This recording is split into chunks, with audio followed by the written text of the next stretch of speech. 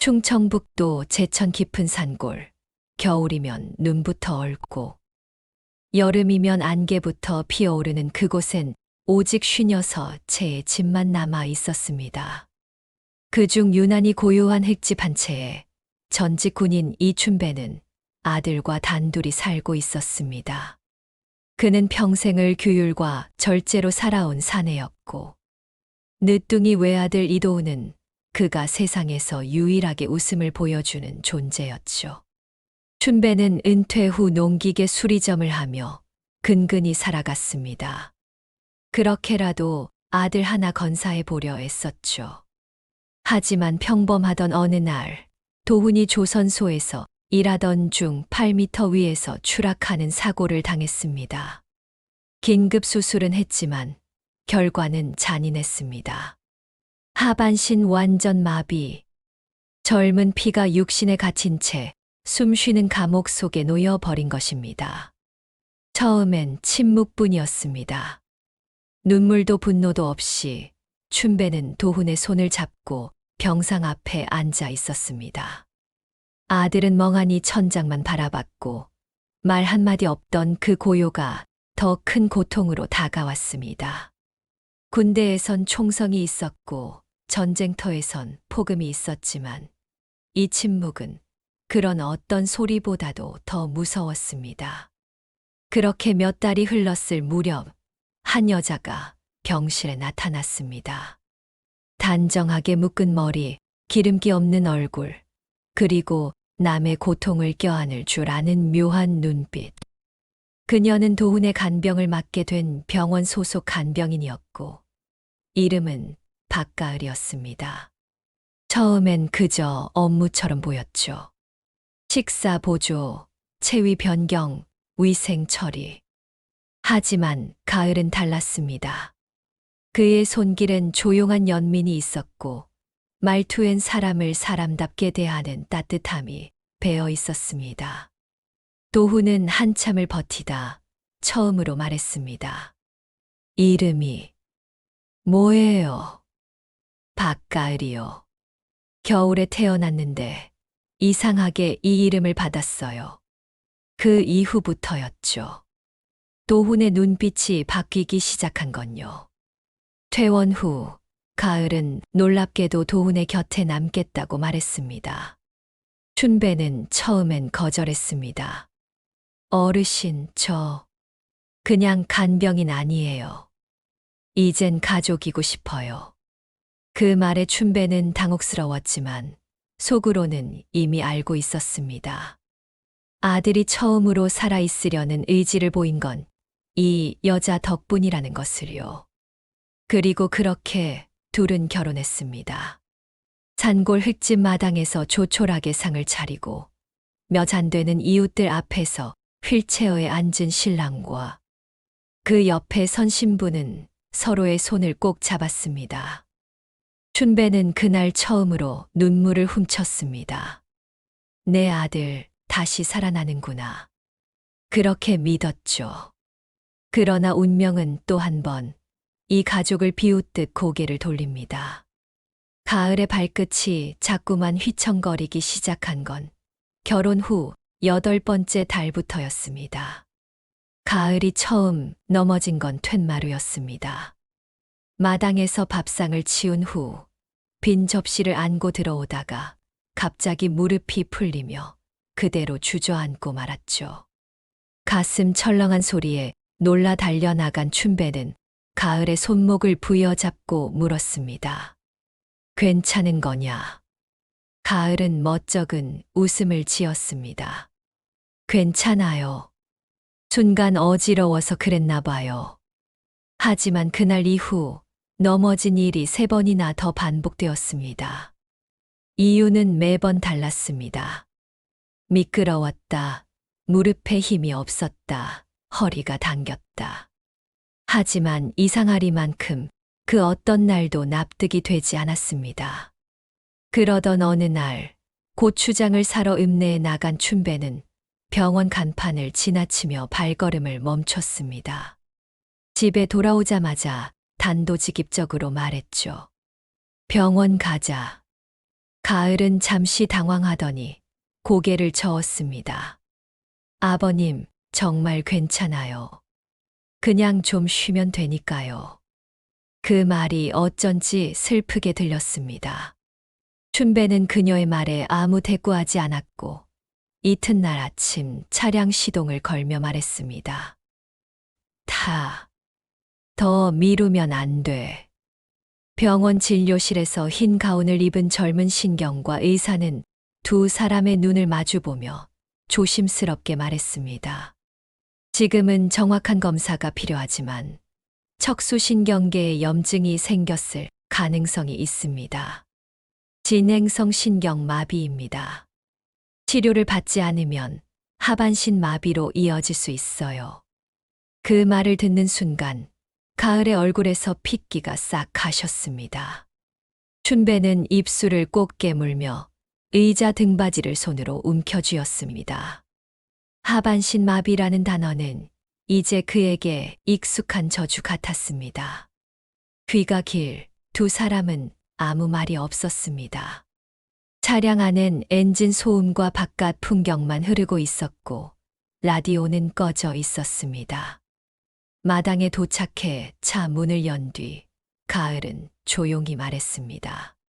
아버님, 이번엔 병원 간 걸 도훈 씨에겐 말하지 말아주세요. 춘배는 말없이 고개를 끄덕였습니다. 눈동자엔 무언가가 무너지고 있었습니다. 그날 밤 가을은 밥을 짓고 도훈의 방으로 들어갔습니다. 여느 때와 다름없이 식사를 챙기고 창문을 열어 햇빛이 들어오게 하고 담요를 털었습니다. 도훈은 책을 읽고 있었지만 그녀가 말 없이 창밖만 바라보는 걸 눈치챘습니다. 무슨 일 있어요? 아니요. 그냥 오늘 날씨가 좋죠. 도훈은 더 묻지 않았습니다. 오히려 알고 싶지 않았습니다. 그 짐이 무거울까봐 그 말이 두려웠기 때문이죠. 며칠 후 마을에서 처음 수군거림이 들리기 시작했습니다. 이 집 며느리가 다리 절뚝거린다더라. 시집 오더니 무슨 일이래. 그때까진 춘배도 그 소문을 무시할 수 있었습니다. 하지만 시간이 흐를수록 가을의 걸음은 점점 흐려졌고 지팡이를 짚기 시작했습니다. 도훈도 알아차렸습니다. 가을 씨, 왜 지팡이를? 어디 아파요? 그 질문에 가을은 미소를 띠며 말했습니다. 나이 들어서 그래요. 관절이 좀 시려요. 괜찮아요. 진짜예요. 그 미소가 그렇게 애처로울 수 없었습니다. 춘배는 뒷마당에 앉아 담배를 피우며 무너지는 집을 가만히 바라봤습니다. 이미 한 번 무너졌던 집인데 또 다시 기둥 하나가 흔들리고 있었습니다. 가을이 마비된다면 아들과 며느리 모두가 누워있는 집이 됩니다. 그리고 자신 하나만이 두 사람을 돌볼 수밖에 없다는 현실은 이제 피할 수 없는 벽이었습니다. 이제 그에게 남은 선택지는 단 하나였습니다. 두 사람을 끝까지 지켜내야 한다는 것. 하지만 과연 그는 이 가족을 버티고 또 다시 지켜낼 수 있을까요? 겨울로 접어드는 초입.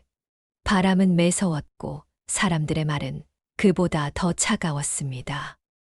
며느리가 다리에 힘이 없다는 이야기는 벌써 면 2장 귀에도 들어갔고 마을 정자에 모인 노인들 입에선 그 집은 저주받은 집이라더라는 말까지 나돌기 시작했죠.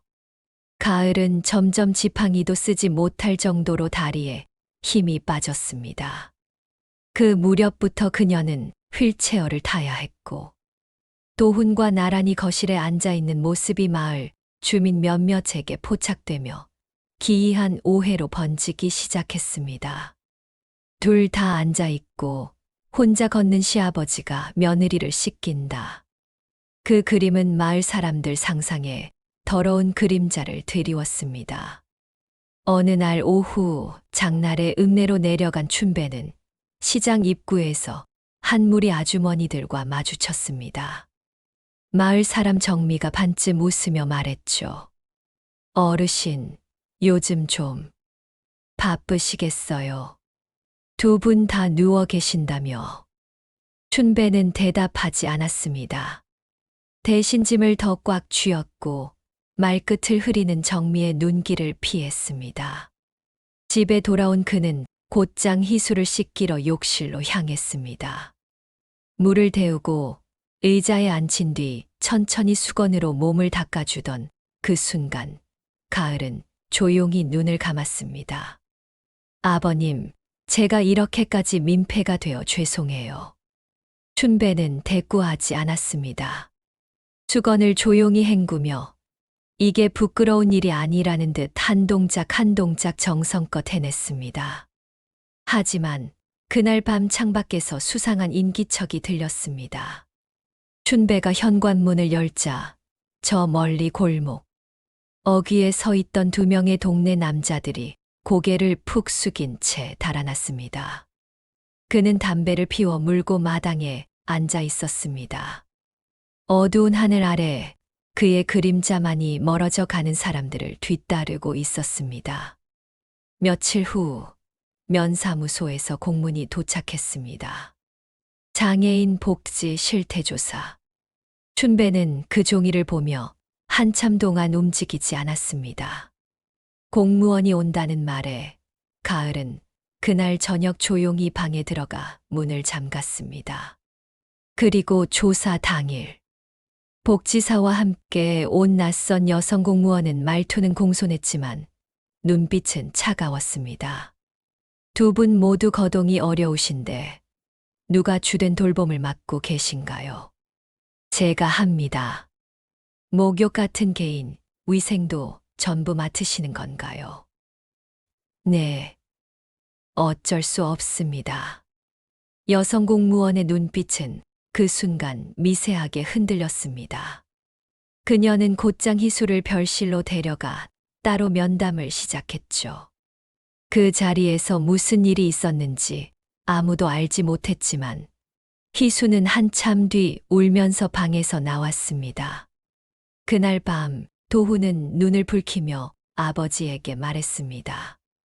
이제 그만두세요. 사람들이 뭐라고 하는지 모르세요? 아버지가 희수 씻겨준다는 거 다 이상하게 들립니다. 춘배는 무겁게 고개를 들었습니다. 내가 할 수 있냐? 내 몸으로? 그러자 도훈은 고개를 푹 숙였습니다.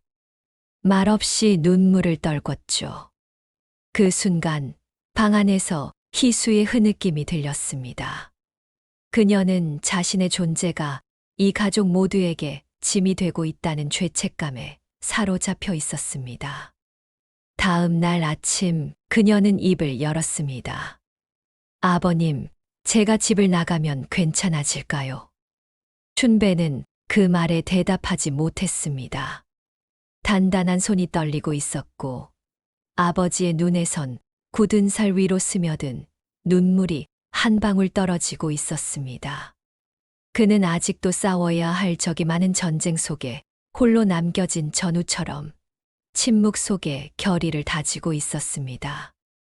눈발이 흩날리던 날, 면장과 복지 담당자가 다시 집을 찾았습니다. 이번엔 상담사까지 대동한 채였습니다. 방문은 정중했지만 목적은 분명했습니다. 면장은 조용히 말했습니다. 영수 씨, 저희가 가을 씨를 시설로 옮기는 방안을 검토 중입니다. 춘배는 아무 말도 하지 않았습니다. 다음 말을 꺼낸 건 상담사였습니다.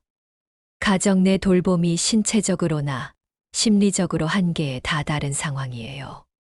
두 분 모두 중증장애를 겪고 있고 어르신께서 혼자 감당하시는 건 구조적으로 어렵습니다. 무엇보다 지역 내 민원이 반복적으로 제기되고 있습니다. 그 마지막 말이 가슴에 박혔습니다. 구조적 어려움도 아니고 제일 큰 이유는 결국 남들 눈이었습니다. 춘배는 묵묵히 방을 바라보며 말했습니다. 가을이 본인 입으로 그런 말 한 적 있습니까? 시설로 가고 싶다고요. 면장은 어색하게 시선을 피했습니다. 상담사는 입을 꾹 다물었죠. 그제야 춘배는 눈빛을 바꾸며 낮고 무거운 목소리로 말했습니다. 그 애는 내 며느리이기 전에 내 딸입니다. 그러나 며칠 뒤 가을이 그 말을 스스로 꺼냈습니다. 아버님, 저 시설로 가겠어요. 그 순간 도우는 격하게 반발했습니다. 무슨 소리야? 왜 내가 떠나? 누구 마음대로? 가을은 조용히 웃었습니다. 저 때문에 집안이 더 어려워졌어요. 사람들 험담 듣는 것도 아버님께 죄송하고요. 그날 밤 세 사람은 마당을 바라보며 말없이 앉아 있었습니다. 군불이 식어가고 있었고 바람은 유난히 쌀쌀했습니다. 가을은 혼잣말처럼 말했습니다. 사실 시설이라는 말 들었을 때 마음이 편하진 않았어요. 그래도 이 집에 처음 왔던 그날 생각이 자꾸 나더라고요. 따뜻한 이불, 밥냄새, 도훈 씨 눈빛. 도훈은 휠체어를 밀고 그녀 옆으로 다가갔습니다. 나한텐 당신이 이 집이야. 하지만 결국 이별은 예정대로 다가왔습니다. 읍내 요양시설에서 차량이 도착한 날 아침 춘배는 묵묵히 짐을 챙겨주었습니다. 작은 가방 하나, 수건 몇 장, 노란 병원 파일, 그리고 그 위에 놓인 희수의 손. 도훈은 말을 잃었습니다. 휠체어를 밀고 따라 나가지도 못한 채 현관에 앉아만 있었습니다. 가을은 마지막으로 문턱을 넘기 전 돌아봤습니다. 도훈 씨, 우리 사랑했죠. 그거면 됐어요. 차가 떠나고 집엔 고요만 남았습니다. 그날 밤 도훈은 거실로 나와 홀로 밥을 먹는 아버지를 바라봤습니다. 그리고 말없이 자신의 휠체어를 돌려 그의 옆에 앉았습니다. 아버지, 우리 다시 데려올 수 있을까요? 춘배는 대답하지 않았습니다.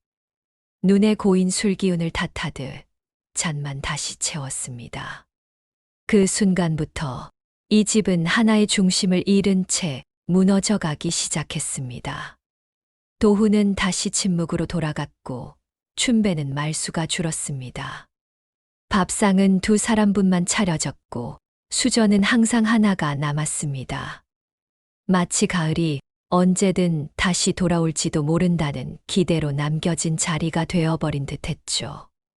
이제 이 집은 잃은 사람들만 사는 공간이 되었습니다. 그리고 그들의 고요한 붕괴는 마을 사람들이 그토록 원하던 그림이기도 했습니다. 가을이 떠나고 시간이 흐를수록 그 집은 더욱 조용해졌습니다. 마당에 널린 이불은 언제나 건조했고 창문은 대부분 닫혀 있었으며 군불도 성글게만 피워졌습니다. 그러나 가장 달라진 건 아버지와 아들이었다기보단 마을 사람들의 시선이었습니다. 정자에 앉아 해바라기를 하던 노인들 사이에서 김영순의 집은 더 이상 불쌍한 집이 아니었습니다. 아들 며느리 둘 다 장애인이니 어쩔 수 없지라는 동정은 이제 아버지가 며느리를 씻긴다더라는 저급한 호기심과 비난으로 바뀌어 갔습니다. 시작은 단순했습니다. 마을 말자 아주머니가 흘리듯 말했습니다. 아니, 누가 그러는데. 영수 씨가 며느리를 매일 씻겼다잖아요. 그 말 한마디는 마을 전체를 들썩이게 만들었습니다. 며느리가 떠나고 나서도 이 집은 조용히 살았지만 오히려 조용하기 때문에 더 수상하다는 식의 뒤틀린 상상력이 마을 사람들 입에 붙어 돌았습니다. 그 나이에 멀쩡하겠어? 남녀가 함께 있으면서. 게다가 아들도 몸이 불편하다는데 둘이 붙어 지낸다며. 춘배는 모르는 듯 지나쳤습니다. 아니, 참는 듯 지나갔다고 해야 할까요? 하지만 결국 귓가에 꽂히는 그 말들이 귀를 넘어 심장까지 파고들었습니다. 도훈 역시 그 소문을 들었습니다. 읍내 약국에서 약을 타던 중 약사가 지나가듯 말하더군요. 도훈 씨, 뭐라 해야 하나. 사람들이 좀 이상한 말들을 하던데 너무 상처받지 마요. 그 한마디에 도훈은 약봉지를 집어든 손을 덜덜 떨었습니다. 집에 돌아와 그는 말없이 아버지를 바라보다가 조용히 터뜨렸습니다. 아버지, 그만하세요. 춘배는 그 말의 의미를 이해했습니다. 내가 안 하면 누가 하냐? 내가 할 수 있냐? 도훈은 말없이 고개를 숙였고 춘배의 손등 위로 정적이 무겁게 내려앉았습니다. 며칠 뒤 면사무소에서 정식 행정통보가 도착했습니다. 가정 내 부적절한 돌봄 의혹, 요양보호사 대체 권고, 특별 면담 통지서. 춘배는 그 종이를 손에 쥐고 뒷마당으로 나가 담배를 태우며 천천히 불태웠습니다. 그 눈빛은 더 이상 무섭지 않았습니다. 대신 깊은 피로와 분노 대신에 굳은 절망만 남아 있었습니다. 그날 밤 도훈이 물었습니다. 아버지, 진짜 아무 일도 없었던 거 맞죠? 춘배는 무겁게 고개를 들었습니다. 너한테 그 말이 나오니 그게 제일 서글프다. 도훈은 무릎 위에서 손을 꽉 움켜쥐며 고개를 떨궜습니다. 아침, 마을 입구에 나선 춘배는 무릎을 꿇고 앉았습니다. 그를 둘러싼 건 이웃도 동지들도 아닌 구경꾼 같은 눈동자였습니다. 그는 말했습니다. 내가 씻긴 건 내 며느리가 아니라 내 딸이야. 그 말에 마을은 조용해졌지만 그 침묵은 공포도 존중도 아닌 냉담한 외면에 가까웠습니다. 그날 이후 춘배는 다시 입을 닫았습니다. 그리고 도훈은 가을이 떠난 날처럼 아무 말 없이 아버지를 돕기 시작했습니다. 하지만 그들의 집은 이미 낙인이 찍혀 있었고 누군가의 눈은 여전히 욕망을 상상하며 멀찍이 뒤를 쫓고 있었습니다. 시간은 뚝뚝 끊어지는 물방울처럼 무심하게 흘러갔습니다. 가을이 떠난 뒤 어느덧 1년이 가까워졌고 제천의 봄은 어김없이 찾아왔습니다. 복숭아꽃은 피었고 대추나무 가지에 푸른 잎이 돋아났습니다. 하지만 김영수의 집 마당은 단 한 송이의 꽃도 피지 않았습니다. 도훈은 매일 아침 아버지보다 일찍 일어났고 혼자 식사 준비를 시작했습니다.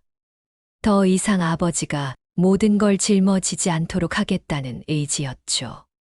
비록 휠체어 위에서의 삶이었지만 그는 가능한 범위 안에서 최선을 다했습니다. 그러던 어느 날 그가 방 안에서 한 통의 편지를 꺼냈습니다. 가을에게서 온 마지막 편지였습니다. 도훈 씨, 지금도 그 집이 눈에 선해요. 따뜻한 햇살, 아버님이 부르던 아침 인사, 당신의 손. 전 지금 후회하고 있어요. 떠난 거려. 그 글귀를 수십 번 읽고 또 읽고 도훈은 마침내 결심했습니다. 그날 밤 아버지와의 식탁 앞에서 그는 말했습니다. 아버지, 희수 데려옵시다. 춘배는 눈을 깜빡이며 그 말을 곱씹었습니다. 돌아올 수 있을까? 노력해 봐야죠. 아니, 이번엔 우리가 데려와야 해요. 다음 날, 두 사람은 읍내의 요양시설을 찾았습니다. 접견실 안에서 처음 만난 가을은 이전과는 완전히 달라진 모습이었습니다. 몰라볼 정도로 야위었고 얼굴엔 미소 대신 기력이 없는 무표정이 내려앉아 있었습니다. 하지만 도훈의 눈빛은 단단했습니다. 가을 씨, 나 이제 혼자 밥도 하고 바닥도 쓸어요. 당신 없이도 살 수는 있어요. 그런데 그렇게는 살고 싶지 않아요. 가을은 아무 말도 하지 않았습니다. 눈동자가 흔들렸고 목이 잠겼습니다. 내가 가면 아버님 또 힘드시잖아요. 아버지가 돌아앉으며 말했습니다. 희수야, 힘든 건 몸이 아니라 마음이다. 내가 더는 널 딸로 못 불러주는 그게 더 아프다. 그날 시설 측은 난색을 표했지만 세 사람의 고집 앞에 결국 퇴소 서류를 내어주었습니다. 가을은 말없이 고개를 숙였고 눈물은 볼을 타고 떨어졌습니다. 하지만 이번엔 외면하는 눈물이 아니었습니다. 돌아갈 수 있다는 확신 속의 눈물이었죠. 다시 마당을 밟은 가을은 작은 숨을 들이켰습니다. 마치 이 집의 공기만이 자신을 다시 숨 쉬게 해주는 것처럼 말입니다. 도훈이 휠체어를 밀며 말했습니다. 여기 봄이에요. 다 피었어요. 우리도 이제 다시 살아야죠. 그리고 그날 밤 세 사람은 같은 밥상을 마주했습니다. 수저는 3벌, 국그릇은 3개. 가장 먼저 밥을 뜬 건 춘배였습니다. 잘 왔다. 그 한마디에 가을은 무너질 듯 고개를 숙이며 대답했습니다. 아버님, 저 다시는 안 떠날게요. 그 집에 다시 꽃이 피기 시작한 순간이었습니다. 하지만 아직 끝나지 않았습니다.